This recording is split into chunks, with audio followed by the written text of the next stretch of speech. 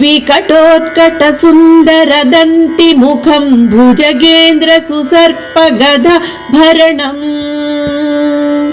गजनीलगजेन्द्रगणाधिपतिं प्रणतोऽस्मि विनायकहस्तिमुखम्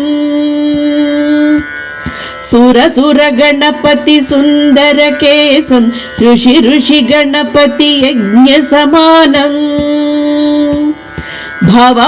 गणपति पद्मशरीरं जय जय गणपति दिव्य नमस्ते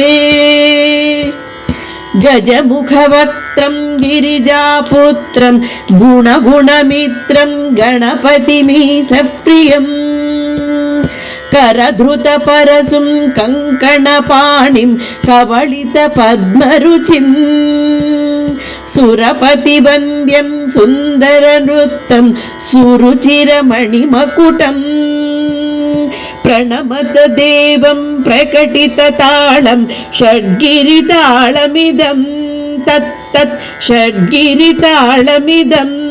तत्तत् षड्गिरितालमिदं षड्गिरितालमिदम्